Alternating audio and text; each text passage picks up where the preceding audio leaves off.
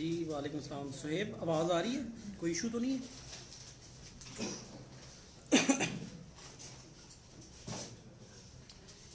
यार ये बाहर ना लड़का होगा नदीम, उसको कहने वो आपको शेयर किया।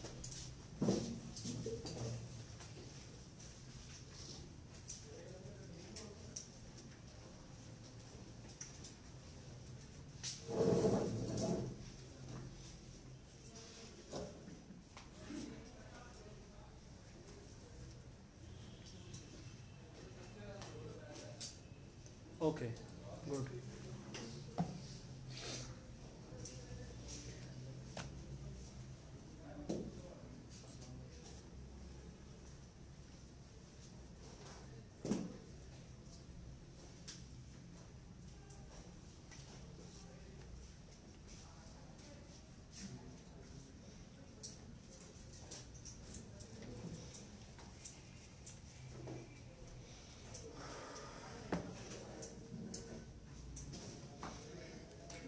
ले जी, तो करते हैं स्टार्ट।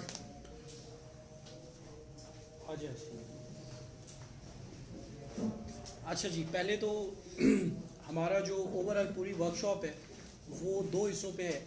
एक तो हमने पूरी कोशिश होएगी कि हम लोग दोनों पेपर्स जो हैं उसको कवर करें, ठीक है। लेकिन आज एक दिन में ज़रा टाइमिंग की इस तरह सिचुएशन है कि 3-4 घंटे वैसे भी बंदा एग्जॉस्ट हो जाता है, इतनी देर बैठा भी नहीं जाता।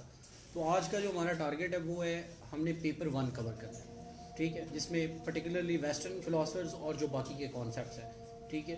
और अगर हम ये आज पूरा नहीं कर सके तो कल फिर हमने पेपर 2 जो है उसको हम फिर कल की आज आपस में सेटिंग रख लेंगे ना कि टाइम क्या है, तो उस हिसाब से शायद इसी टाइम पे ही हम दोबारा रख लेंगे, ठीक है। तो 3-4 चीज़ें वो जेहन में रख लें कि अगर आप पास पेपर्स के जो MCQs हैं उनको देखें, ठीक है, तो 3 से 4 तरह के MCQs आ रहे हैं। एक MCQs आ रहे हैं जो फैक्चुअल है, ठीक है। मसलन वो पूछ रहा है कि प्लेटो कब पैदा हुआ, ठीक है, फलां बंदे की डेट ऑफ बर्थ क्या है, ठीक है, फलां बंदे की डेट ऑफ डेथ क्या है। दूसरी तरह के जो MCQs है वो है कंसेप्चुअल, जो आपने जब रीडिंग की होगी। फॉर एग्जांपल वो पूछ लेता है कि फेडरलिज्म की डेफिनेशन क्या है। अब ये दिस इज समथिंग जिसको आप फैक्चुअल नहीं कह सकते, क्योंकि ये अगर आपने पढ़ा होगा तो तभी आपको आता होगा। और तीसरे MCQs वो होते हैं जो कॉमन सेंस के होते हैं, जो आपकी सब्जेक्ट की सेंस होती है, उसमें शायद वो चीज़ ज़िंदगी में कभी भी ना आपने पढ़ी हो, ठीक है, लेकिन वैसे ही वो आपसे 2-3 MCQs ऐसे भी होते हैं, ठीक है।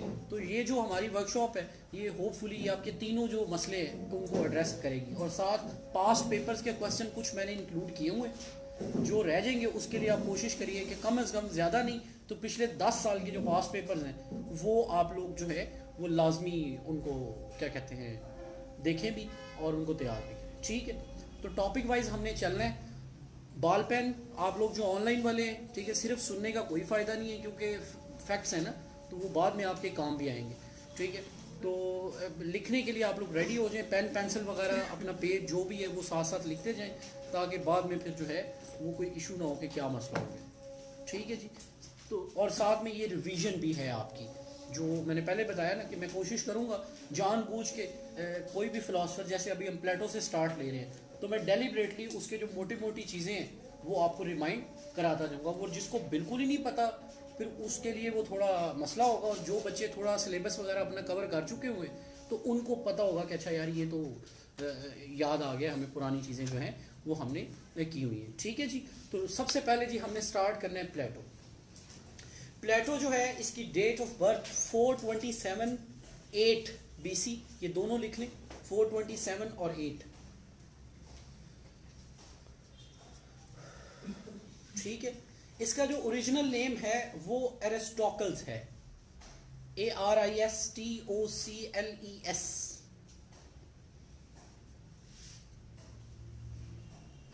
इसकी जो आइडियल स्टेट है उसकी पॉपुलेशन है 5040। ये एग्जैक्ट फिगर वो पूछता होता है पेपर में। पास्ट पेपर अगर आपने देखे हैं तो आपको आइडिया होगा कि 5040 जो है वो उसकी पॉपुलेशन है एक आइडियल स्टेट की। उसके बाद उसकी बड़ी फेमस किताब है रिपब्लिक, द रिपब्लिक। ये उसने लिखी है जी 386 BC में, द रिपब्लिक 386 BC। उसकी एक और किताब है जिसको आप स्टेट्समैन भी कहते हैं या पॉलिटिकस, POLITICUS, पॉलिटिकस, द पॉलिटिकस या स्टेट्समैन, ये उसने लिखी 380 BC में। उसके बाद उसकी बहुत मशहूर किताब द लॉज, उसके बाद उसकी एक बुक है the apology,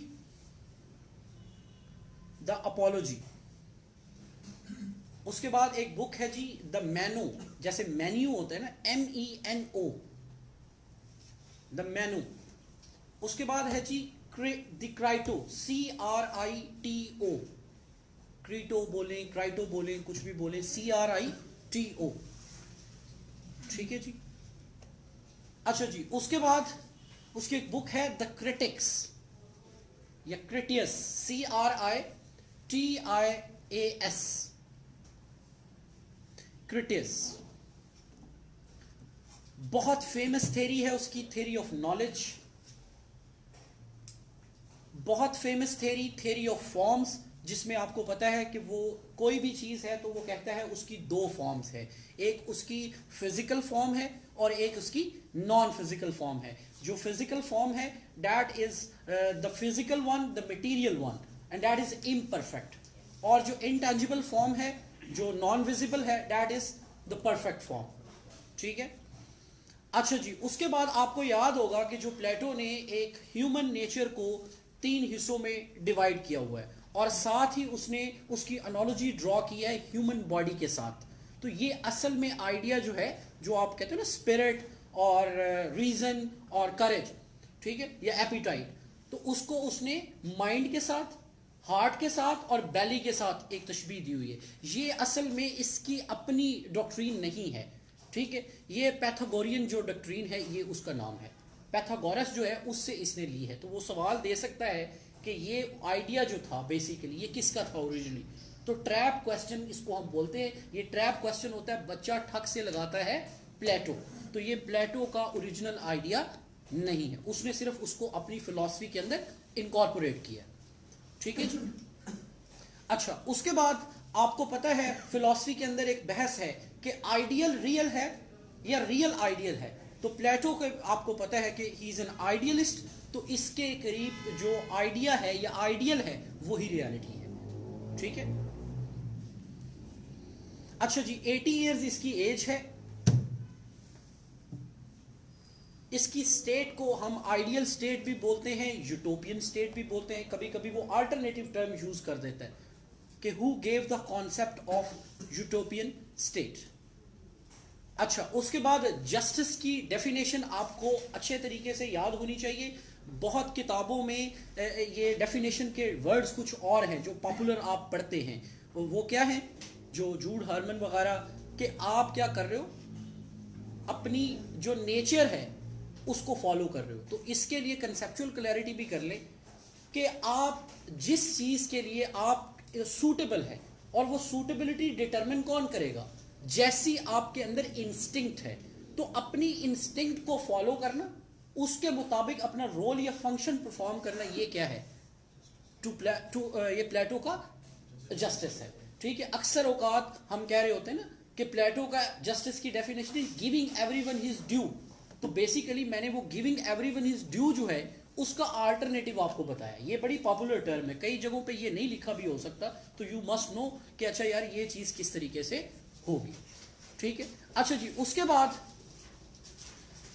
execution of Socrates, ये आपको पता है प्लेटो की लाइफ में बड़ा लाइफ चेंजिंग एक इवेंट है। ये हुई थी 399 BC में, और एक पास्ट पेपर में क्वेश्चन आया कि उस टाइम प्लेटो की एज कितनी थी। सो प्लेटो वाज 28 ईयर्स देन,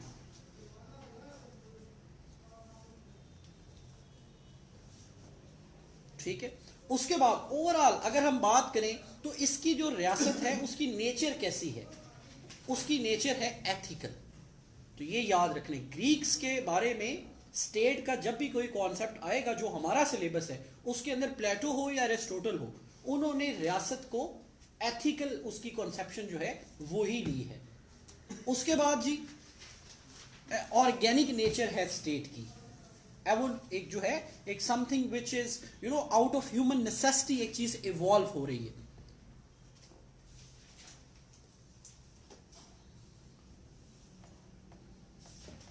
फिर इसकी एजुकेशन स्कीम आपको पता है कि 0 से 20 तक पहला पार्ट है, फर्स्ट फेज है एजुकेशन का, 20 से 35 सेकंड फेज है, और 35 से 50 थर्ड फेज है।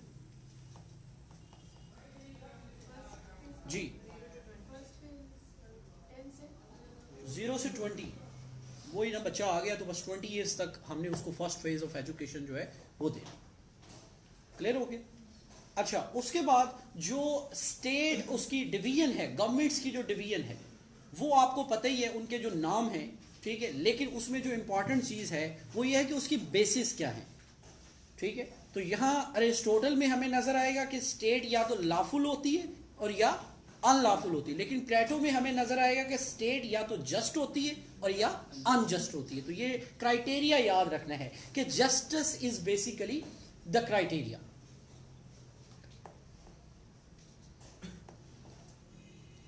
अच्छा जी, अब हम आएंगे एरिस्टोटल के ऊपर। इसी तरह आप लोग थोड़ी स्पेस छोड़ के, ठीक है, लाइन लगाते जाइए, ताकि जब आप खुद रीडिंग कर रहे हो या आपने खुद एमसीक्यूज निकाले हो या पास्ट पेपर्स करो, जो भी नई चीज इसके रेलिवेंट मिले उसको आप वहां पे ऐड ऑन करते जाओ। आपके अपने ये पर्सनल नोट्स बन जाएंगे, ठीक है। और जब भी आपने लेक्चर का पेपर देना है, कोई सीएसएस देना है, कुछ भी करना है, ये इट्स अ क्विक रेसिपी के आपके एमसीक्यूज भी हो गए। और माइंडेड के देयर आर 40 मार्क्स, ये मेरा ख्याल आपको पता है। और जब 40 में से 36 ठीक होते हैं तो बड़ा मज़ा आता है, और जब 40 में से 20 ठीक होते हैं तो थोड़ा सा मज़ा नहीं भी आता। ठीक है, नंबर 2 जी, एरिस्टोटल। ठीक है जी, मैसिडोनिया में ये पैदा हुआ है जी, स्टैगरा, STAGIRA, that's the exact place. 384 BC में ये पैदा हुआ है, 322 में ये मर गया है। BC आपको पता है ना, रिवर्स आता है, ठीक है। और 62 ईयर्स इसकी एज बनती है उस हिसाब से। कब मरा है? 322 जी, वो उसकी division of labour and functional specialisation, true, वो उसमें जस्टिस की आइडिया में आ गई बात। ठीक है, अच्छा जी, इसका जो असल नाम है वो है ARISTOTELLS।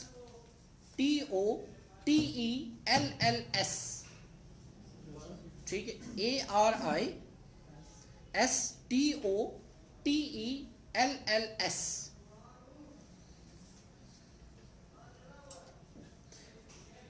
बहुत फेमस स्कूल एकेडमी, आज भी आपको लाइसम के नाम से, अमेरिकन लाइसम और फलां फलां फलां, ये बेसिकली जो लाइसम एकेडमी थी ये एरिस्टोटल की।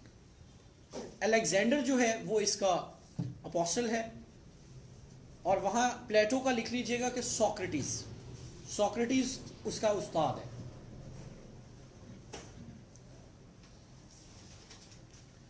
अच्छा जी, उसके बाद अब आएंगे इसकी बुक्स के ऊपर जी। इसकी बुक है जी एथिक्स,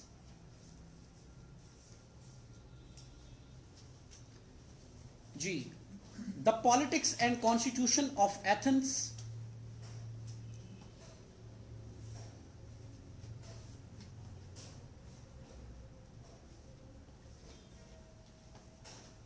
अच्छा, एक चीज जो हम प्लेटो में नहीं लिख सके वो लिख लीजिएगा कि उसका जो रीजनिंग का मेथड है दैट वाज डिडक्टिव, और एरिस्टोटल का है इंडक्टिव। ठीक है, उसका डिडक्टिव है और एरिस्टोटल का इंडक्टिव है, ये भी आ जाता है सवाल। अच्छा जी, अगेन ऑर्गेनिक नेचर है स्टेट की, इसकी दफा भी एथिकल स्टेट है,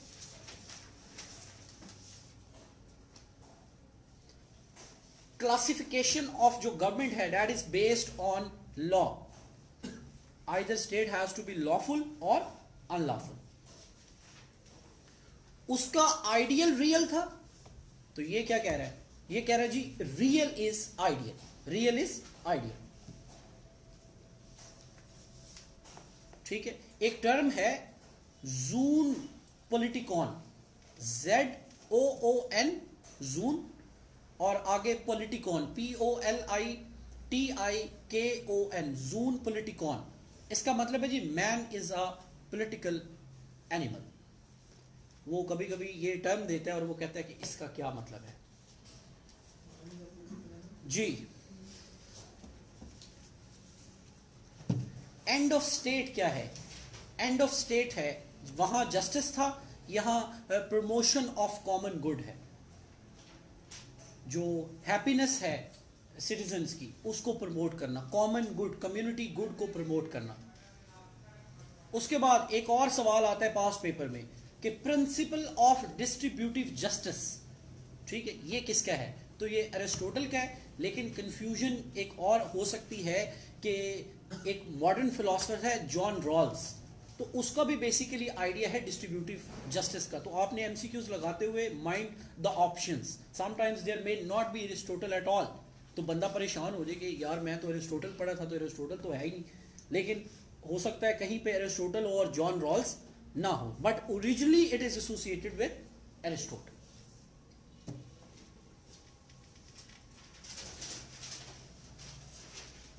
अच्छा जी, उसके बाद प्रोपोर्शनेट इक्वालिटी, ये भी उसी का ही कह लें कि एक नाम है, प्रोपोर्शनेट इक्वालिटी, ये भी इसी का है। अच्छा जी, एक कोटेशन है, एक टर्म है, वो भी लिख ले जरा, वो पूरी फ्रेज देता है और वो पूछता है ये सेम किसकी है। Man separated from law and justice, बड़ी मशहूर है। Man separated from law and justice is worst of all the animals.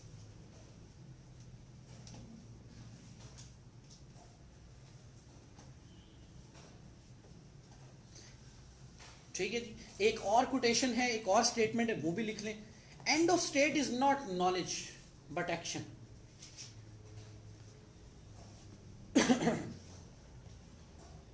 And of state is not knowledge but action. जी, अब हम आएंगे मैकियावेली पे। शाबाश।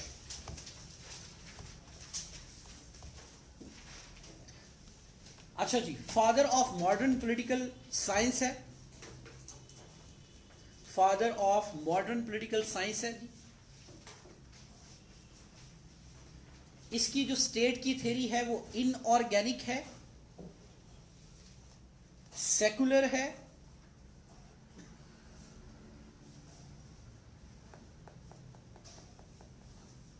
और आपको पता है कि वेरी फेमस सेपरेशन जो ये करता है एथिक्स, रिलीजन, मोरालिटी को ये स्टेट या पॉलिटिक्स से अलग करता है। ठीक है, तो ये भी डॉक्ट्रीन आपको याद रहनी चाहिए।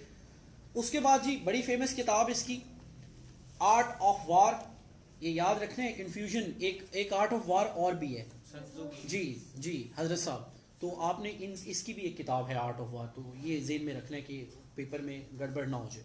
उसके बाद इसकी एक किताब है डिस्कोर्सेस, और जो किताब आप सबको पता है वो है द प्रिंस।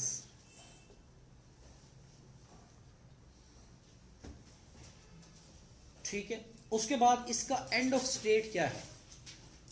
सिक्योरिटी को, पावर को मैक्सिमाइज करना।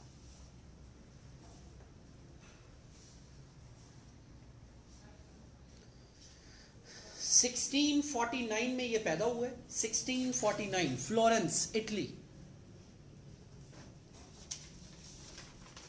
और 1527 में इसकी डेथ हुई है, 1527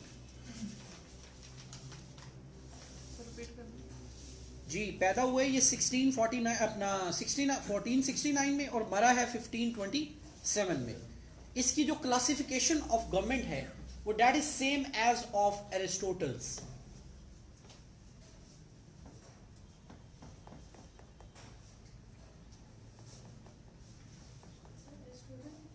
जी ठीक है, जो प्रिंस है उसके 26 चैप्टर्स हैं और 3 डिविजन्स हैं।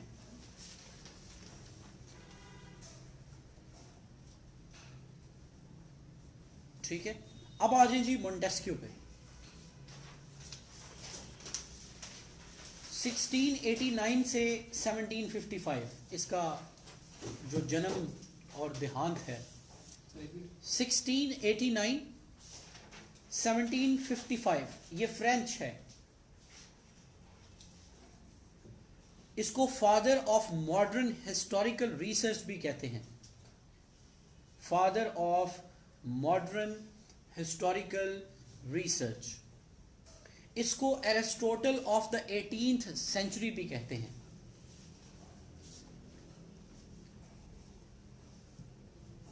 इसने जियोग्राफी या इन्वायरमेंट और पॉलिटिक्स इस पे भी बात की है कि जो इन्वायरमेंट कंडीशंस हैं उनका ताल्लुक है हमारी पॉलिटिकल सेटिंग्स के साथ। इसकी एक और थ्योरी है, theory of legal relativism, theory of legal relativism. इसकी एक और थ्योरी है, theory of jurisprudence, theory of jurisprudence. फिर दो थ्योरीज का तो आपको पता है, separation of power, checks and balances. इसकी भी जो स्टेट की थ्योरी है वो ऑर्गेनिक है, जस्ट लाइक एरिस्टोटल। जी, Montesquieu. Organic theory of state बहुत इसकी इंपॉर्टेंट किताब है, द स्पिरिट ऑफ लॉज। ये इसने लिखी थी 1748 में, द स्पिरिट ऑफ लॉज। फिर इसकी एक बुक है the Persian letters, the Persian letters 1721 में।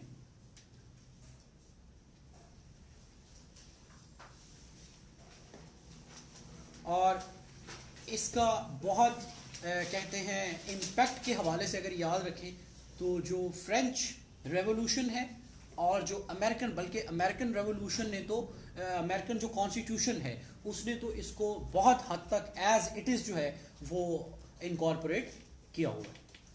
ठीक है, अच्छा जी, ये ना थोड़ा सा छोटे छोटे फिलोसफर हैं, ये इनका भी ज़रा एक एक आइडिया है, दो दो आइडिया ये ज़रा लिखते जाएं। ठीक है, सबसे पहले जी ग्रामची। ग्रामची उसका आइडिया है सिविल सोसाइटी का, उसका आइडिया है कल्चरल हेजमनी का,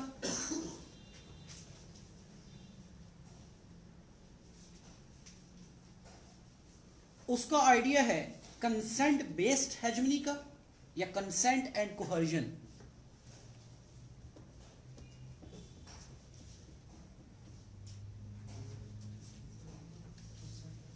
जी, उसके बाद एक और फिलोसफर है कॉल पॉपर। जी, KARL, Karl POPPER, Karl Popper. इसका आइडिया है open society.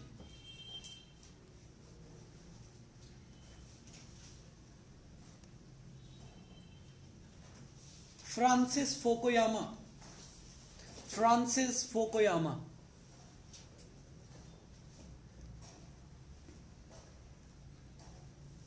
And of history and the last man, the future of history, ये इसकी किताबें भी हैं या इसके आइडियाज भी हैं।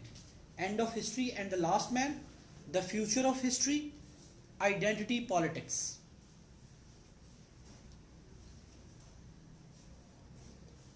उसके बाद Samuel P Huntington, Samuel P Huntington.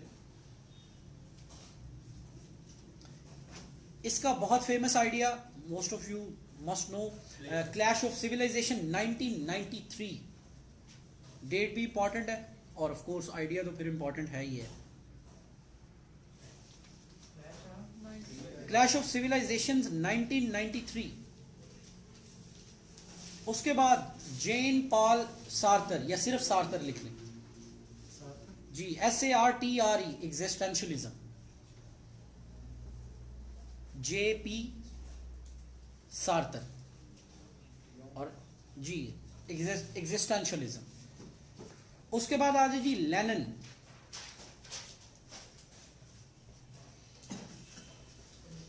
Lenin, इसकी एक किताब है the development of capitalism in Russia.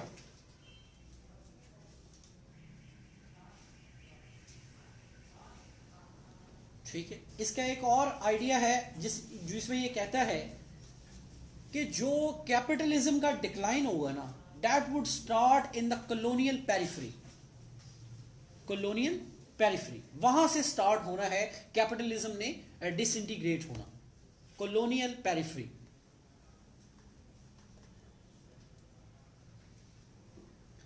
अच्छा, एक और इंसिडेंट भी है, एक टर्म भी है, ब्लडी संडे। ये 1905 ईयर 1905 के साथ एसोसिएटेड है। वो अक्सर आ जाता है सवाल कि जी ब्लडी संडे जो है वो कब हुआ है या कब, किस ईयर के साथ उसका ताल्लुक है। तो 1905, ठीक है जी। अच्छा जी, उसके बाद आप आ जाए Hobbes, Thomas Hobbes. 1588 Thomas Hobbes की अब हम बात कर रहे हैं, और 1588 उसके बाद इसकी डेथ है 1679। दैट मीन्स के 91 ईयर्स हॉब्स की जो है वो एज है। उसके बाद बहुत फेमस किताब, और ये इंग्लिश है, इंग्लैंड से, बड़ी फेमस किताब लेविथन। ये इसने लिखी थी 1651 में, 1651। ठीक है, आपको पता है कि जो सोशल कॉन्ट्रैक्ट, इनको ये तीन फिलोसफर्स हॉब्स, लॉक और रोसो, इनको हम कॉन्ट्रैक्चुअल फिलोसफर्स भी कहते हैं। और आपको ये भी फिर पता होगा कि इन्होंने state of nature, human nature और कॉन्ट्रैक्ट, ऐसी बातें, या लॉज ऑफ नेचर, ये बातें की हैं। एक मैक्सिम है, वो लिख लें, उसकी ट्रांसलेशन आपको पहले से ही पता है, जिसमें हॉब्स कहता है कि war of each against all. तो उसका जरा मैक्सिम है bellum, BELLUM, bellum, omnium, OMNIUM, bellum, omnium, bellum, omnium, contra omnes, CONTRA, contra, OMNES, bellum, omnium, contra omnes. Past paper में ये आया हुआ है, वो ऊपर ये टर्म लिखता है और नीचे पूछता है जी बताएं इसका क्या मतलब है। तो इसका मतलब है जी war of each against all, या war of all against each, वो उसको आप जिस तरह से भी कर लो। ओके जी, उसके बाद जनाब ह्यूमन नेचर इसकी, ये इंसान को देखता है essentially an egoistic and selfish creature. ये भी आपको पता है पहले से।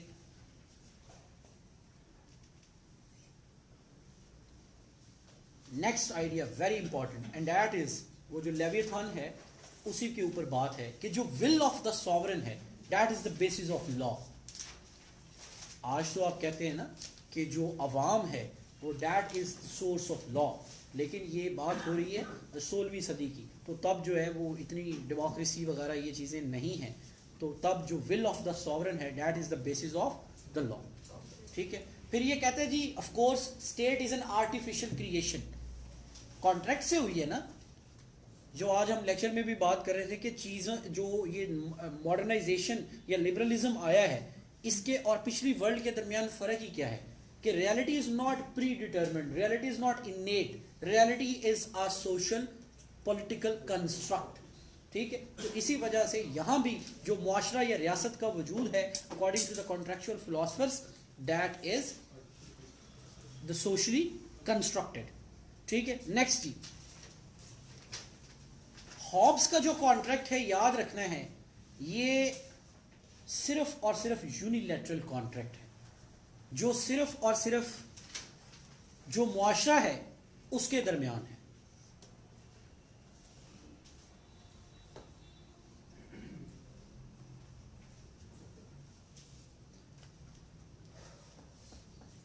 ऑलराइट जी, अब आ जाए जी John lock.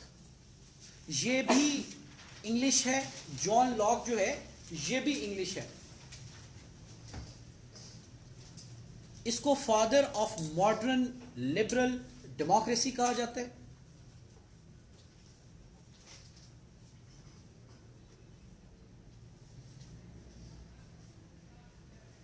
Father of classical capitalism कहा जाता है, father of classical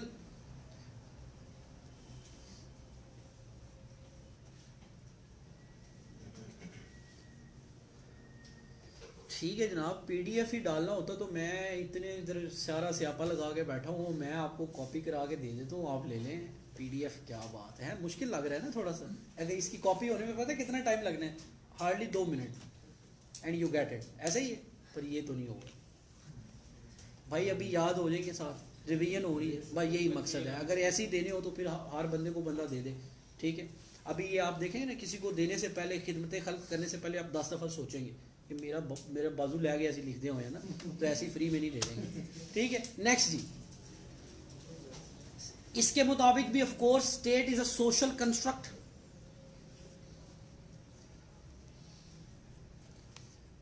distributive justice ठीक होता है ना, जो मेहनत करे उसको मिलना चाहिए, जो ना मेहनत करे उसको नहीं मिलना चाहिए, यही जस्टिस है, क्यों जी, ठीक है।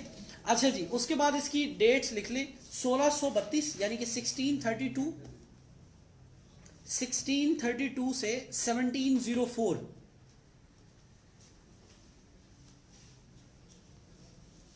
एक और टर्म है टेबुला रासा, TABULA, टेबुला RASA, रासा, ठीक है। इसका मतलब है जी blank slate, mind is a blank slate. उसके बाद इसकी किताब है 2 ट्रीटीज ऑन गवर्नमेंट।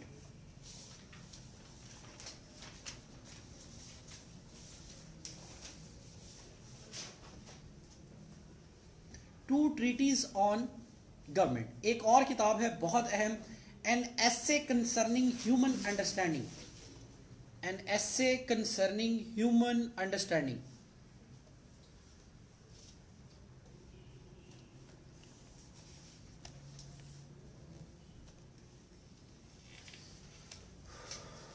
ऑलराइट जी। अच्छा, अब आ जाए रूसो पे, जैन जैक्विस रूसो। 1712 में ये पैदा हुआ है जी, और 1778 में। अच्छा, हॉब्स भी फ्रेंच अपना इंग्लिश था, और लॉक जो है वो भी इंग्लिश था, ये फ्रेंच है। वैसे ये पैदा इटली में हुआ है, ठीक है। अच्छा जी, उसके बाद इसकी किताब है जी बहुत अहम, जिसका किताब भी याद होनी चाहिए और ईयर भी याद होना चाहिए। हर चीज़ को मैंने नहीं कहा कि उसका ईयर भी याद करो, जैसे हॉब्स की किताब है ना 1651 में, वो भी याद हो, और इसकी किताब है सोशल कॉन्ट्रैक्ट, उसका ईयर भी याद रखना है, 1762।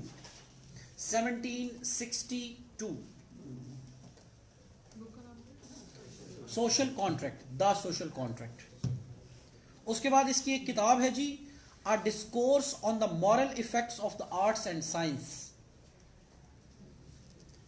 दोबारा बोल रहा हूं, a discourse on the moral effects of the arts and science. Again बोल रहा हूं, a discourse on the moral effects of the arts and science. इसकी एक और किताब है, a discourse on inequality, a discourse on inequality.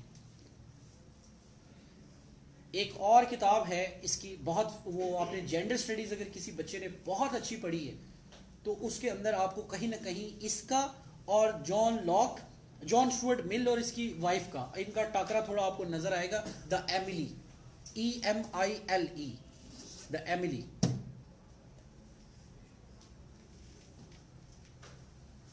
लाइनें ना मार मुझे। अच्छा जी, इग्नोर इट। एक स्टूडेंट है वो मुझे छेड़ता है जानबूझ के, लड़का है, so it's not that issue. अच्छा जी, नेक्स्ट। हाँ, एक कोटेशन है, वो भी पूछेगा कि ये किसकी है। A thinking man is depraved animal. एक एक्सप्रेशन है फोर्स्ड टू बी फ्री, वो भी इसी के साथ एसोसिएटेड है जी, we are forced to be free.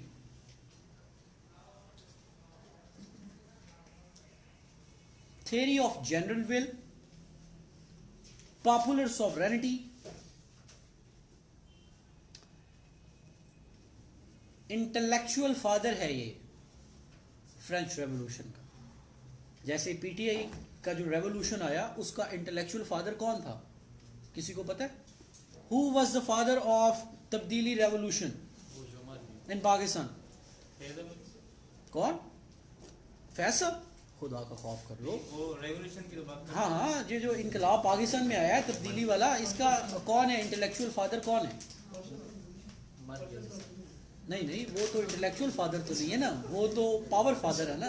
ठीक है, हसन निसार साहब, ठीक है, तो जिनका रोसो ही भाग गया है, ठीक है, उनकी तब्दीली का हाल तो फिर आजकल आपके सामने ही है। एनीवेज, नेक्स्ट जी, इसको कहा जाता है फिलोसफर ऑफ रोमांटिसिज्म।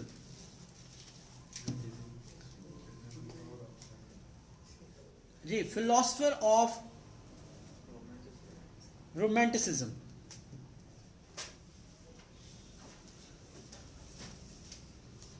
ठीक है, इस ये भी जो स्टेट है उसको ऑर्गेनिक ही समझता है, organic nature of the state है। फिर इसकी जो स्टेट ऑफ नेचर है, स्टेट ऑफ नेचर, वो परफेक्ट फ्रीडम है और परफेक्ट इक्वालिटी है।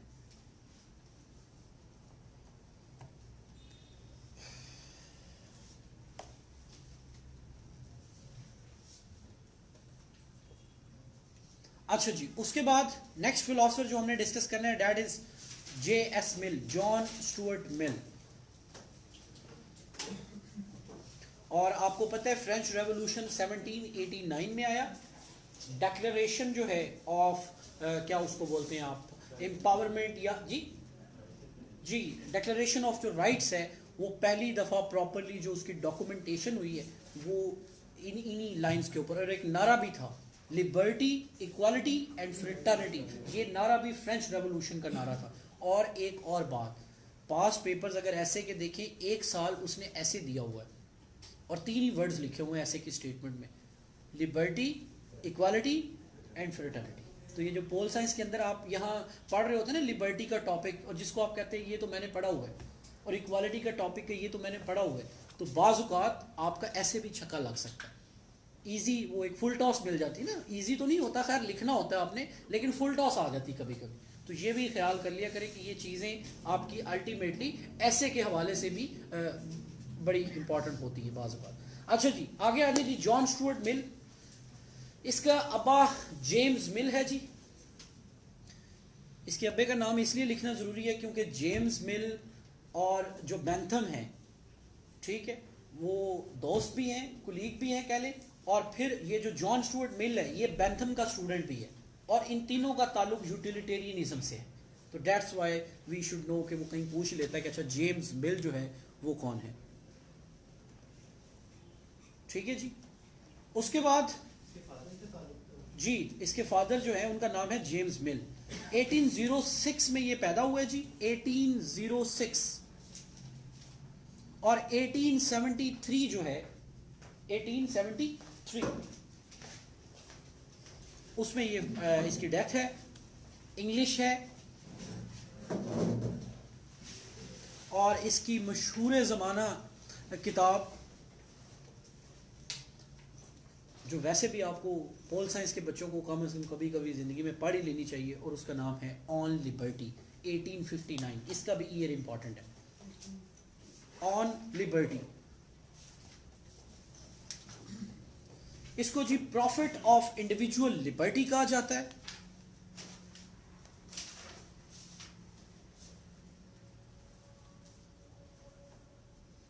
ठीक है, वोटिंग का एक मेथड होता है, एक मॉडस ऑपरेंडी है जिसको हम बोलते हैं सिंगल ट्रांसफरेबल वोट सिस्टम, वो भी इसके साथ एसोसिएटेड है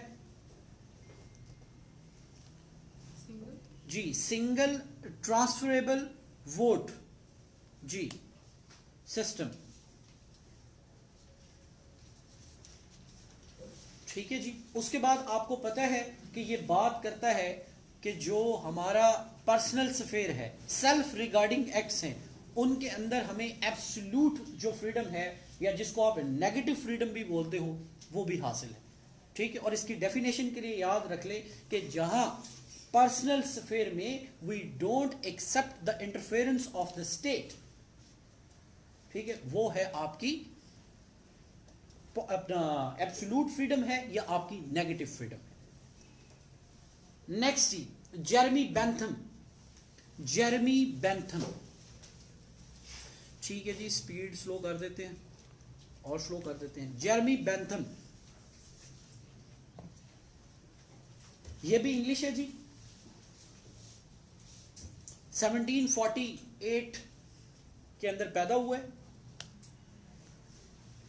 और स्टेटमेंट आती है कि who is the real founder of the utilitarian school of thought, and that is not James Mill या John Stuart Mill, that is Jeremy Bentham, who is the real founder of the utilitarian school.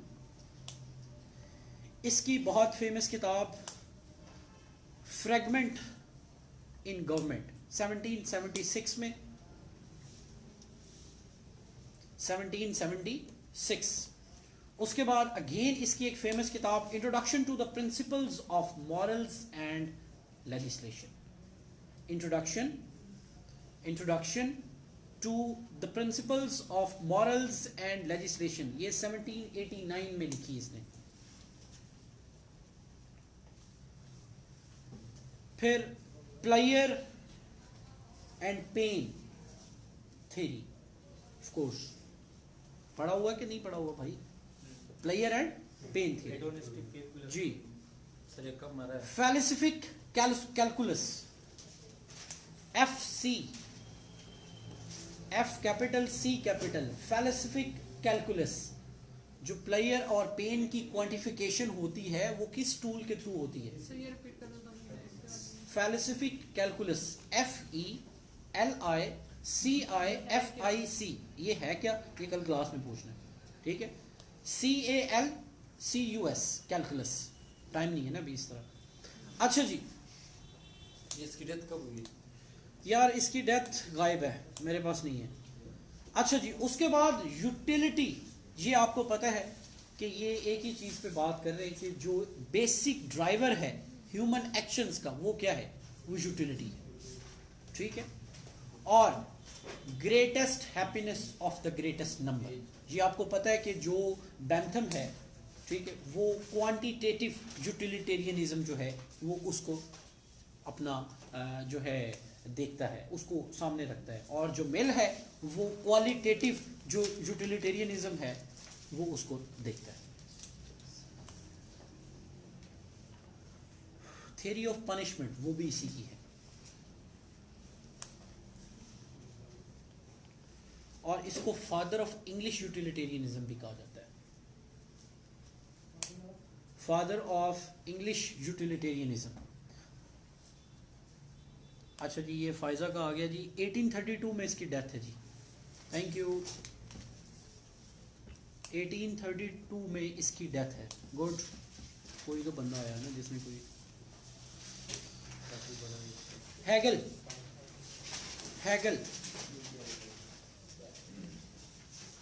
डायलेक्टिसिज्म of course, ठीक है। French है, sorry German है, अभी जरा फलसफा जो है वो जर्मनी की तरफ आ गया, ठीक है, जर्मन है ये। उसके बाद आइडिया रियलिटी है इसके करीब, आइडिया इज रियलिटी, क्योंकि मार्क्स आएगा तो वो क्या कहेगा कि मैटर जो है वो रियलिटी है, आइडिया जो है वो इसके करीब रियलिटी है, ठीक है। इसकी किताब लिख लें जी, phenomenology of spirit, Hegel, phenomenology of spirit, philosophy of rights, philosophy of history, philosophy of rights, philosophy of history, Marx,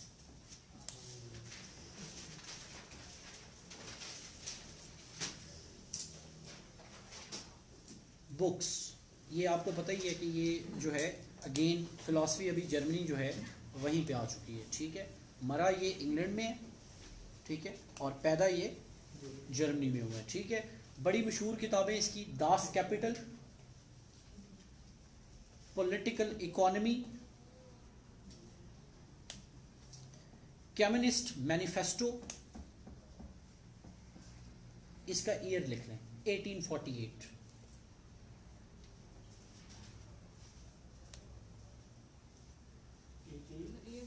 80 ji, communist manifesto 1848। Das Kapital 1866 में। एग्जैक्ट बताना है, काम खराब हो जाएगा। मुझे जहाँ पे डाउट आ रहा है मैं उसको स्किप कर देता हूँ क्योंकि वो फिर बाद में गलत हो जाएगा। अच्छा जी, इसके आइडियाज लिखते जाएं जी। हिस्टोरिकल मटेरियलिज्म, जल्दी से शाबाश। हिस्टोरिकल मटेरियलिज्म, डायलेक्टिकल मटेरियलिज्म,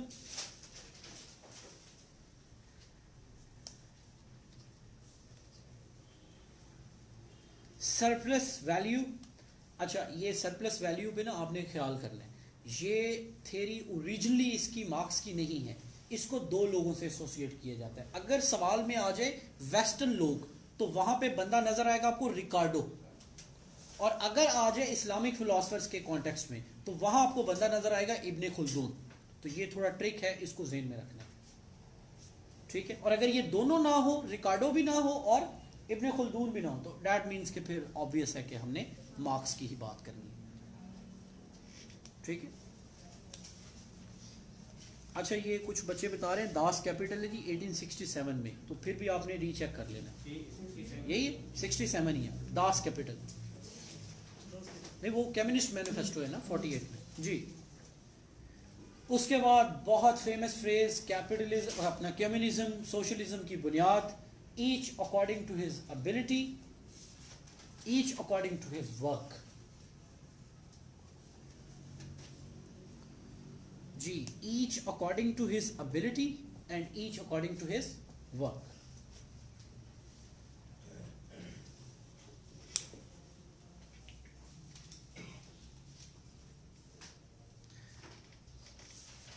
जी, एक और बंदा है इमैनुअल कांट,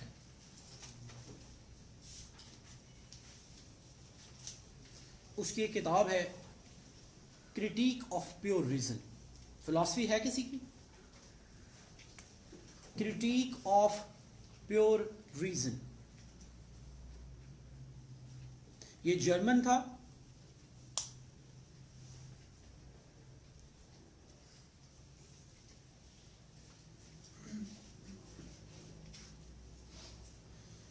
ठीक है जी, तो वेस्टर्न फिलोसफर्स के साथ वी आर डन।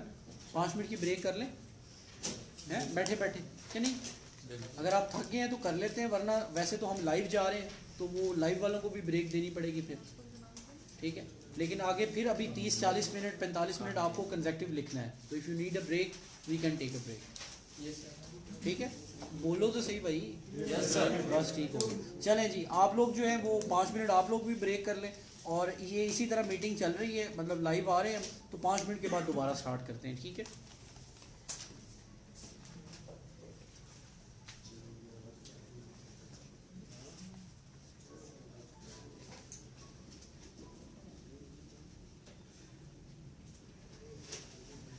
जी जी है, ब्रेक है।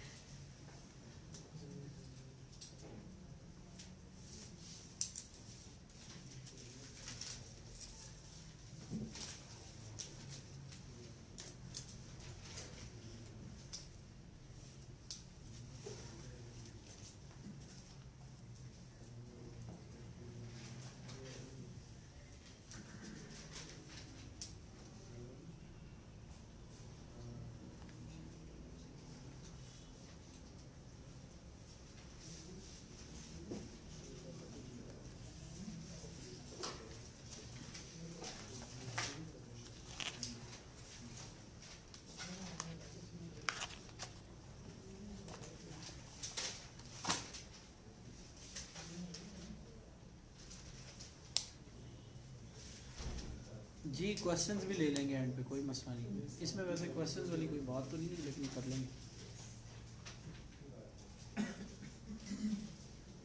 आप लोगों का टेस्ट सेशन नेक्स्ट मंथ में आ रहा है 10 नवंबर के बाद।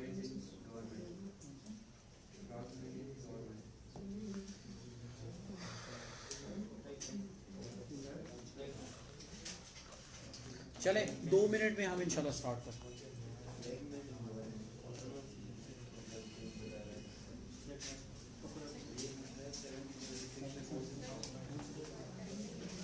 कौन सा खुला था?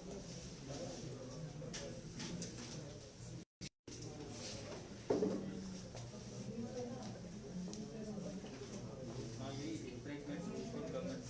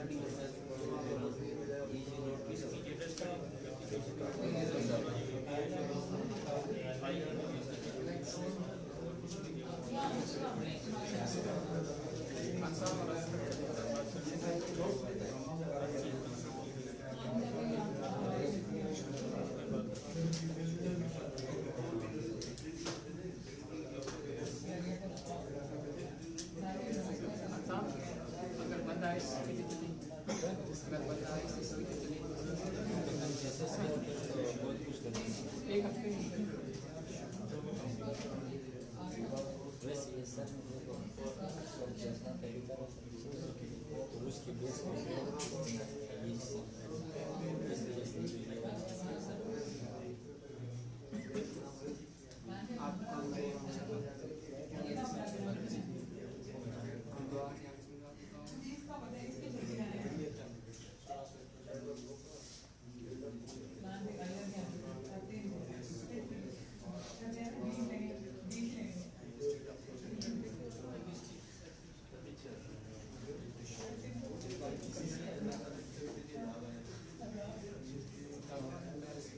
चलें जी।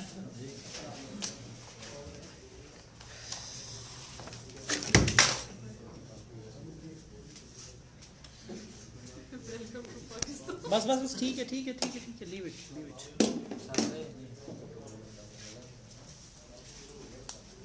नहीं जी, अभी ज़रा फैक्ट्स कम हो जाए, ठीक है, और कंसेप्ट ज़्यादा हो जाए, तो ख्याल से ज़रा लें जी। ऑनलाइन वाले भी रेडी हो जाए। पहला टॉपिक जो हम ले रहे हैं नीचे से, फेडरलिज्म।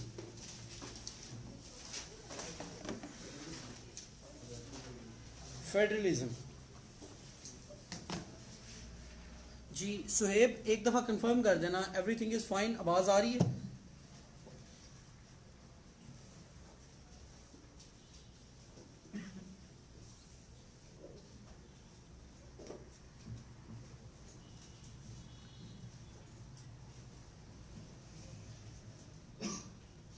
Okay good. ले जी, फेडरेशन के अंदर जो है वो कंसेप्चुअली 2 लेवल्स ऑफ गवर्नमेंट हैं जी। फेडरलिज्म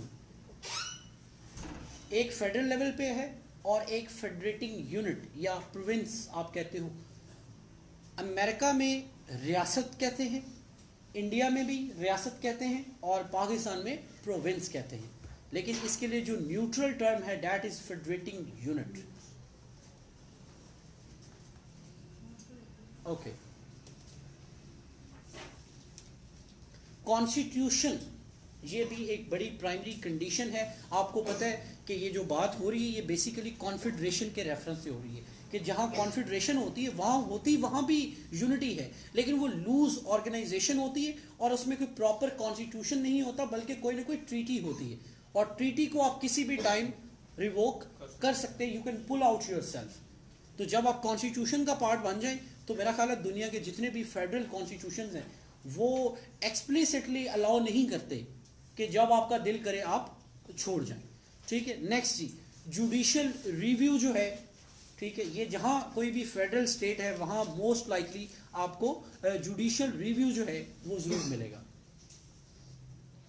उसके बाद ज्यादातर चांसेस होंगे कि बाय कैमरल लेजिस्लेचर होगा। बाय कैमरल लेजिस्लेचर क्या है कि 2 हाउसेस होंगे, अपर हाउस और lower house. As far as the America is concern तो उनका अपर हाउस उसका नाम सेनेट है और जो लोअर हाउस है उसका नाम हाउस ऑफ रिप्रेजेंटेटिव या HOR, हाउस ऑफ रिप्रेजेंटेटिव्स। ठीक है, अच्छा जी, पाकिस्तान के हवाले से एक MCQs है। 1935 का जो एक्ट था, ठीक है, वो उसने जो सब कॉन्टिनेंट था उसको एक कौजाई फेडरेशन जो है QUASI कौजाई फेडरेशन जो है, हाँ जी आज मैं क्रीम लाई है, ठीक है जी। अच्छा, उसके बाद 1956 का जो कॉन्स्टिट्यूशन है, बच्चा एक नीचे कह रहा था सर बड़े सोने लग रहे हो, खैर ठीक है भाई, पहले क्या मतलब यहाँ पे क्या है लाइट समझा हुआ है। अच्छा, 1956 का जो कॉन्स्टिट्यूशन है उसने पाकिस्तान को पहली दफ़ा एक फेडरल रिपब्लिक जो है वो डिक्लेयर किया और 1973 का जो कॉन्स्टिट्यूशन है उसका जो प्रीएम्बल है वही ये कॉन्स्टिट्यूशन वाला लेक्चर सुना है ना आप में से बच्चों ने, उसके अंदर हमने डिस्कस किया था कि जो 19 अपना जो आपका प्रीएम्बल है वो डिक्लेयर करता है कि Pakistan shall be a federal state. ठीक है, और एक और बड़ा प्रोमिनेंट फीचर है फेडरल फॉर्म ऑफ गवर्नमेंट का, दैट इज डिसेंट्रलाइजेशन।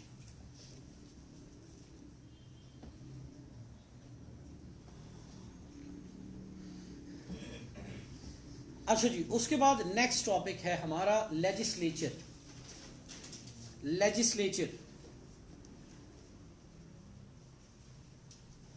लेजिस्लेचर की बेसिक तो डेफिनेशन आपको पता है कि जहाँ पे हम लॉ मेकिंग करते हैं, लॉ क्रिएशन करते हैं, लेकिन साथ ही ये जो विल ऑफ द पीपल है, ठीक है, ये उसका एक्सप्रेशन है, ये उसकी formulation and expression of the will of the people है। अब ये वो एमसीक्यूज हैं जिनको मैं कह रहा था कि कॉन्सेप्चुअल है, कि जिनका ताल्लुक ये नहीं है कि 2 + 2 कितना है। वो स्टेटमेंट देगा और वो वही बच्चा करेगा जिसको उस चीज़ का डेफिनेशन आता होगा या पता होगा कि भाई ये चीज़ किस तरीके से है।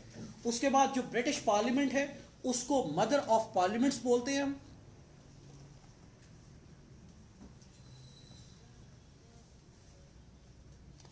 उसके बाद जी एग्जेक्टिव पे आ जी। एग्जेक्टिव में आपको पता है कि जो इंप्लीमेंटेशन ऑफ लॉ है, enforcement of constitution and law है। उसके बाद जी जो पार्लियामेंट्री सिस्टम है वहां पे जो चीफ एग्जेक्टिव है वो मोस्टली प्राइम मिनिस्टर है, और जो आपका प्रेसिडेंशियल एग्जेक्टिव है वहां आपको पता है कि जो प्रेसिडेंट है वो एग्जेक्टिव है, प्रेसिडेंशियल फॉर्म ऑफ डेमोक्रेसी या प्रेसिडेंशियल डेमोक्रेसी के अंदर। उसके बाद आएंगे जी हम पार्लियामेंट्री जो फॉर्म ऑफ गवर्नमेंट है उसके ऊपर। इसमें एक बहुत ट्रिकी एमसीक्यूज है जो आपने पार्लियामेंट्री और प्रेसिडेंशियल के लिए याद रखने हैं। वो पूछेगा कि विच ऑफ द फॉलोइंग जो डिफाइन करता है, जो डिफरेंशिएट करता है बिटवीन पार्लियामेंट्री एंड प्रेसिडेंशियल। और मजे की बात यह कि चारों ऑप्शंस ही तकरीबन ठीक होंगे, मतलब आप पहली देखेंगे आपको लगेगा ये तो है ही, अगली देखेंगे वो भी लगेगा। तो इसको मैं याद कराने के लिए बच्चों को एक हिंट देता हूँ कि जैसे हम कहते हैं ना कि मुसलमान होने के लिए पहला कलमा ज़रूरी है, तो इसी तरह बाकी सब चीज़ें सेकेंडरी हैं। जो पार्लियामेंट्री फॉर्म है वहाँ एग्जेक्टिव और लेजिस्लेचर इन दोनों की जो फ्यूजन वाला पॉइंट होगा उसको आपने क्लिक करना है कि पार्लियामानी निज़ाम के अंदर जो प्राइमरी शर्त है वो एग्जेक्टिव और लेजिस्लेचर जो है उनकी आपस में क्या है, फ्यूजन है। ठीक है, लोगों ने इलेक्ट किया पार्लियामेंट को, ठीक है, पार्लियामेंट ने इलेक्ट किया प्राइम मिनिस्टर को, और प्राइम मिनिस्टर और उसकी कैबिनेट और नीचे इंस्टीट्यूशन ये मिलके क्या बन गया, एग्जेक्टिव। तो इसका मतलब है एग्जेक्टिव आया कहां से है, लेजिस्लेचर से। तो दैट मीन्स के दोनों क्या है आपस में फ्यूज्ड हैं, and that is why in parliamentary system PM is responsible to the parliament, cabinet is responsible to the parliament, क्योंकि उसकी जो लेजिटिमेसी है, उसका जो सोर्स है, उसका जो ओरिजिन है, that is the legislature. Alright जी, इंडिया, पाकिस्तान, यूके ये फेमस कंट्रीज हैं हैविंग द पार्लियामेंट्री सिस्टम।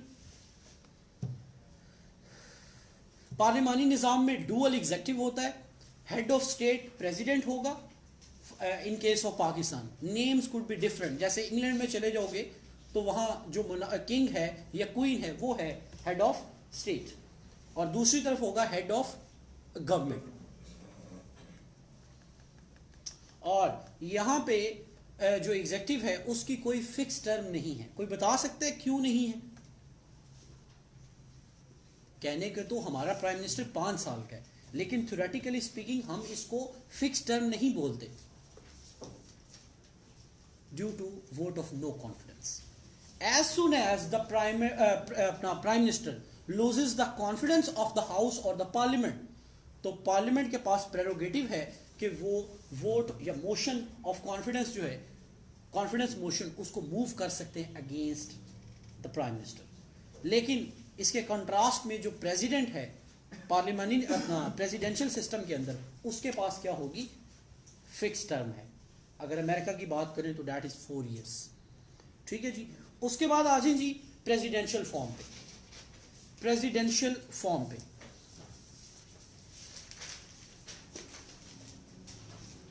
अच्छा जी, प्रेसिडेंशियल फॉर्म में कंप्लीट सेपरेशन है एग्जेक्टिव की और लेजिस्लेचर की।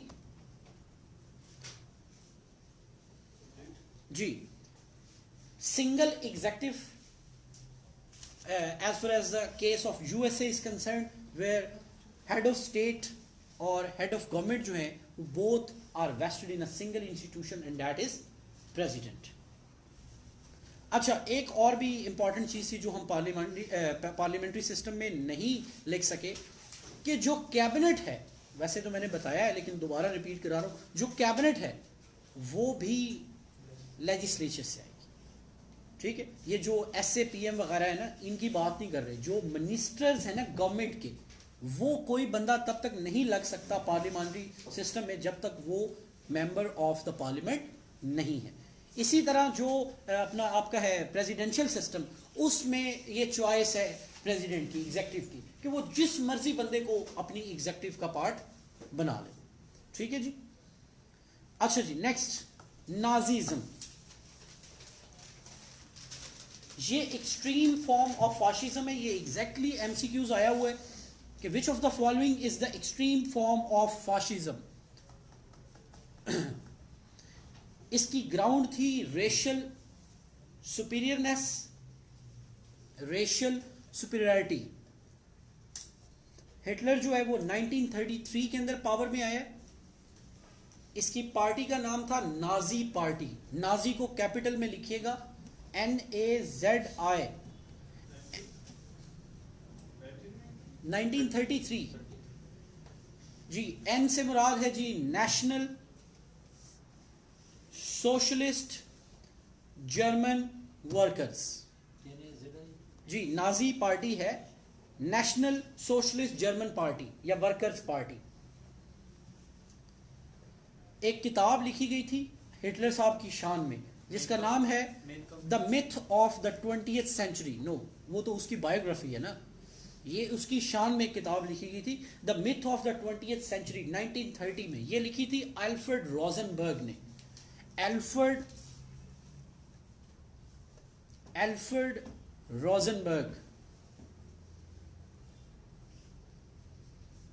उसके बाद है जी फाशिज्म।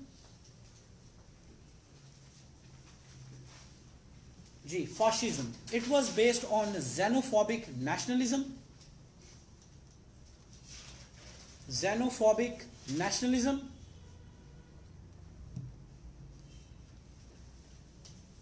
ये एक वर्ड है FASCES, ये वहां से निकला है जी। जी, FASCES, फैसिस। इसका मतलब है पावर थ्रू यूनिटी। ये जो फाशिज्म वर्ड है,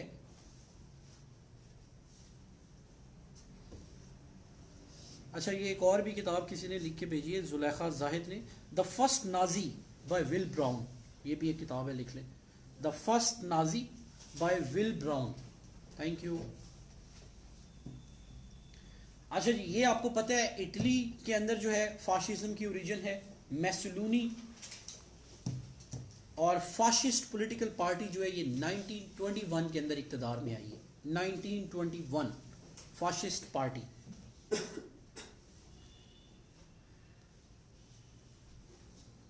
उसके बाद जी लिबर्टी, एक कॉन्सेप्ट टर्म आप पढ़ते हैं, ये वर्ड है Liber, LIBER, Liber, LIBER, Liber, जिसका मतलब है फ्री और इंडिपेंडेंट।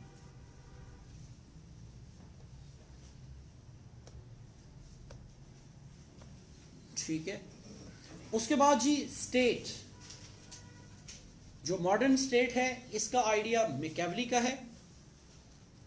नेशन स्टेट का वर्ड भी अगर आ जाए तो उसकी भी जो कह लें बेसिक्स हैं वो हमें मैकियावेली से ही मिलेंगी।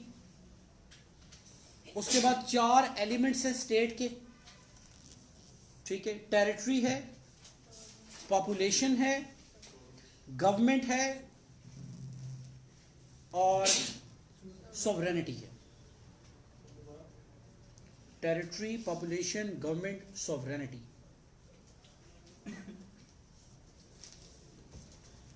उसके बाद सॉवरेनिटी, जो हमारा टॉपिक है नेक्स्ट, वो है सॉवरेनिटी।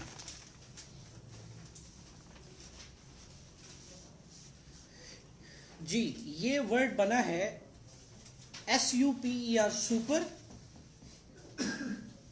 ANUS, सुप्रेनस। ये वहां से निकला है, इसका मतलब है सुप्रीम, सुप्रेनस, सुप्रीम। जी, जेन बॉडन ने जो है BODIN, जेन बॉडन, उसका ये कॉन्सेप्ट है, और साथ हॉब्स, इन दोनों को जो है वो सॉवरेनिटी, कॉन्सेप्ट ऑफ सॉवरेनिटी जो है उसके साथ एसोसिएट किया जाता है। अच्छा जी, एक है डी फैक्टो सॉवरेनिटी और एक है डी जोर सॉवरेनिटी।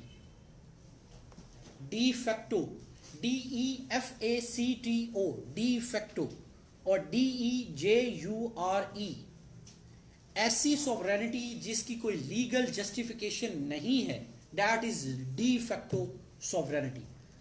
और ये पोल साइंस के अंदर सवाल लिखते हुए यूज किया करें, जब भी आप लिखते हो ना पाकिस्तान में मार्शल लॉ लग गया या फलां टाइम पे लगा था, तो तब बताया करें कि उस टाइम एंड स्पेस के अंदर जनरल मुशर्रफ जो था, he became the de facto sovereign of the Pakistan. भाई जोर है ना, डंडा है ना, आगे बैठ गए तो उसके बाद वो रूलर है, उसके बाद किसी के पास उनसे बड़ी ताकत होगी तो वो उनको हटाएगा, उसके बाद वो आहिस्ता आहिस्ता अपने आप को लीगलाइज करा लेगा। और डी जो आपको पता है कि जो something which is recognised by law और जिसकी लेजिटिमेसी है। ठीक है जी, नेक्स्ट जी, पॉपुलर सॉवरेनिटी का कॉन्सेप्ट आपको पता है, रूसो ने दिया है। मोनोइस्टिक थ्योरी, ये ऑस्टन की है। मोनोइस्टिक थ्योरी ऑफ सॉवरेनिटी, दो स्कूल ऑफ थॉट है ना, मोनोइस्ट डॉक्ट्राइन है और प्लूरलिस्ट डॉक्ट्रिन है। तो जो प्लूरलिस्ट थ्योरी है उसका प्रोपोनेंट वैसे तो काफी है, लेकिन लास्की जो है, प्रोफेसर लास्की, उसको हम समझते हैं। सॉरी, जेन ऑस्टन जी। नेक्स्ट जी, कॉन्फेडरेशन। कॉन्फेडरेशन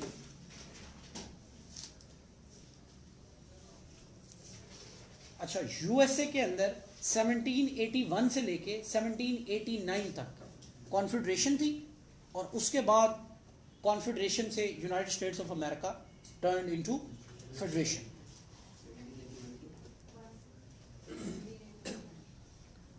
और जर्मनी जो है वो 1815 से लेके 1815 से लेके 1866 तक जर्मनी भी कॉन्फेडरेशन रहा है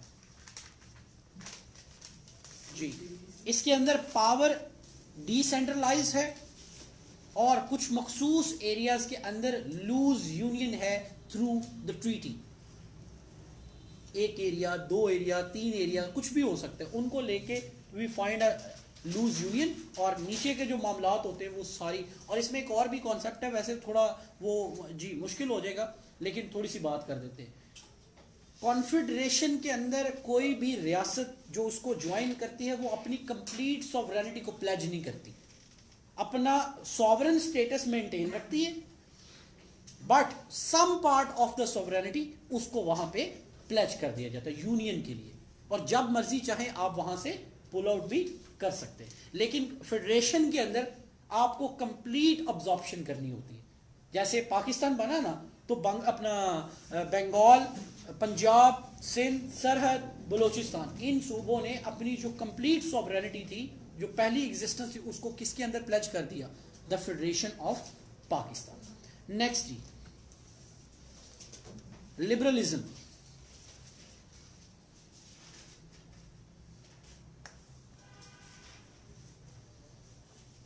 लिबरलिज्म लें जी, इसके जो मेन प्रोपोनेंट्स हैं उनमें मिल भी है, लॉक भी है, रोसो भी है, बेंथम भी है, T.H. Green, John Rawls. T.H. Green, एक T.H. पेन भी है, वो इधर नहीं है, वो वैसे है। तालिब हुसैन दर्द का अंग्रेजी नाम है T.H. पेन, ठीक है, फोक सिंगर है, बहुत हो गया, ठीक है। प्रोपोनेंट्स में कौन कौन आ गया जी? Mill, Locke, Rousseau, Bentham, T.H. Green और जॉन रॉल्स। अब आ जाए क्लासिक, अपना जो लिबरलिज्म है इसकी डिवीजन है into two major parts. One is classical liberalism and other one is modern liberalism.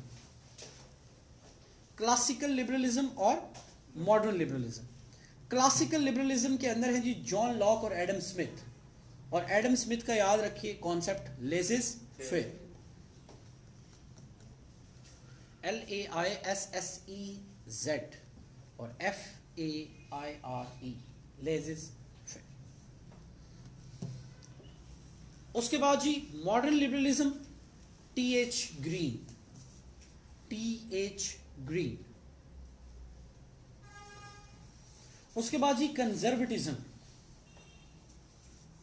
तीन बड़े फिलोसफर्स हैं इसके कंजर्वेटिज्म के। कंजर्वेटिज्म आपको पता है वर्ड कंजर्व या प्रिजर्व, टू कंजर्व और प्रिजर्व, इसका मीनिंग ये है। David Hume number 1, David Hume. Number 2 Edmund Burke. और नंबर 3 माइकल ऑकशॉट।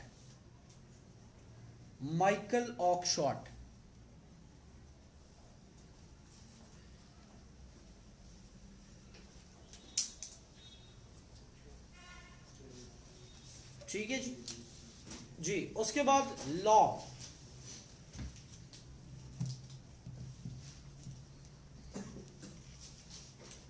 जी पॉजिटिव लॉज हैं, नेचुरल लॉज हैं, ये उसकी टाइप्स हैं, ये थोड़ा थोड़ा आपने जाके इनको देख लेना। नेचुरल लॉज हैं, पॉजिटिव लॉज हैं, एडमिनिस्ट्रेटिव लॉज हैं, लोकल लॉज हैं जी। उसके बाद आपकी जितनी ऑर्डरी लेजिस्लेशन है जैसे criminal law, civil law, special laws भी इसी में आएंगे।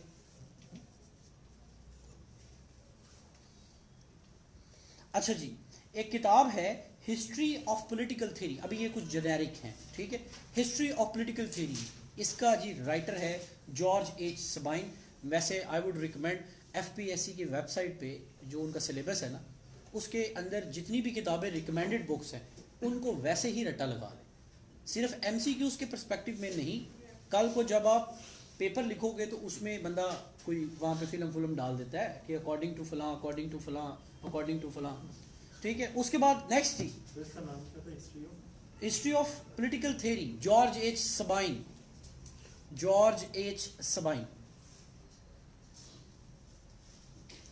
अच्छा जी, डेमोक्रेसी वर्ड जो है ये किस लैंग्वेज से इसकी ओरिजिनेशन है? अभी कोई मुझे बता रहा था यार, डेमोस की कोई बात कर रहे हैं जी, जो ग्रीक इसकी ओरिजिन है, ठीक है। उसके बाद एक कॉन्सेप्ट होता है यूज जी मिनिस्टेरियल रिस्पॉन्सिबिलिटी, और एक कॉन्सेप्ट है कलेक्टिव रिस्पॉन्सिबिलिटी। तो जहां भी कैबिनेट होगी ना, कैबिनेट फॉर्म ऑफ गवर्नमेंट या पार्लियामेंट्री सिस्टम, वहां पे जो भी डिसीजन लिया जाता है इन द कैबिनेट, वो किसी एक बंदे का डिसीजन नहीं होता, उसको कैबिनेट एक यूनिटी के तौर पर उसको ओन करती है और उसको डिफेंड भी करती है और उसकी जिम्मेदारी लेती है। पब्लिक पॉलिसी बनाना, जो भी चीजें करनी है, उसको हम बोलते हैं कलेक्टिव रिस्पॉन्सिबिलिटी। लेकिन कुछ एक्शंस वो भी होते हैं जो मिनिस्ट्रीज अपनी इंडिविजुअल कैपेसिटी में लेती हैं, उनको बोलते हैं मिनिस्टेरियल रिस्पॉन्सिबिलिटी। जब collective action of the cabinet होगा तो वो होगी कलेक्टिव रिस्पॉन्सिबिलिटी। और अगर कोई मिनिस्ट्री सिंगल इंडिविजुअल के तौर पर as a single entity decision लेगी, ठीक है, तो वो क्या होगा जी, मिनिस्टेरियल रिस्पॉन्सिबिलिटी, ठीक है। एक स्टेटमेंट है, लिख लें, political science begins and ends with state. Political science begins and ends with state, ये है प्रोफेसर गार्नर की। उसके बाद कभी कभी आपको एक सवाल आ सकता है मैक्स वेबर के हिसाब से, हवाले से, ठीक है, कि जो ब्यूरोक्रेसी है उसका मेजर थेरिस्ट कौन है, ठीक है, तो वो है मैक्स वेबर। पॉलिटिकल साइंस का वर्ड सबसे पहले किसने इस्तेमाल किया जी? एरिस्टोटल। पॉलिटिकल साइंस जो है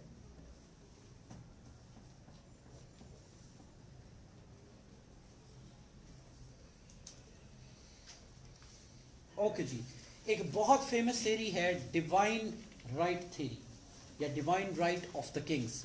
इसको किसके साथ एसोसिएट किया जाता है? King James.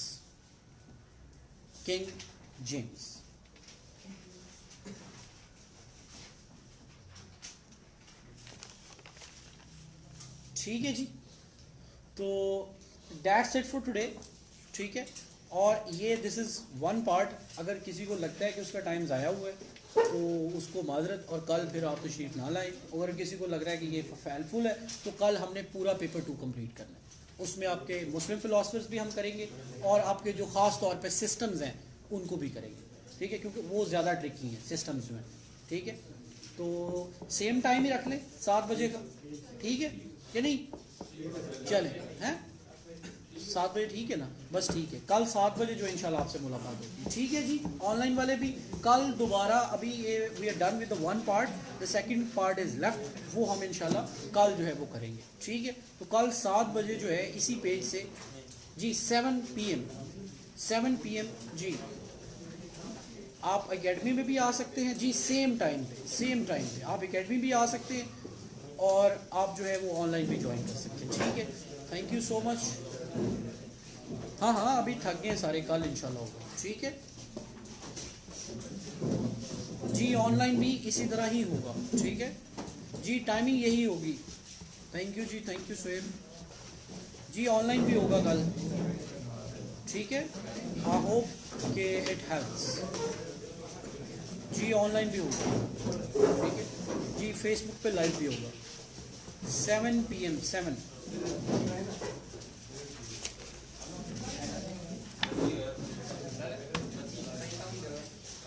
अम्मार गुल 7 PM भाई।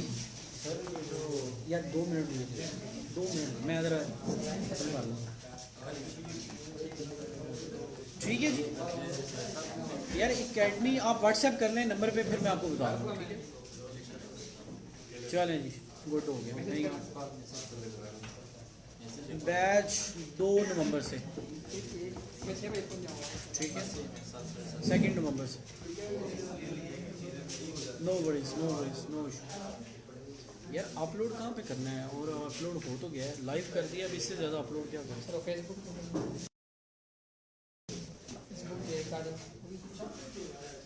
दिखा नहीं आप? दिखा तो है, कुछ मतलब नहीं। मुझसे दोबारा पूछ। Thank you, sir. No worries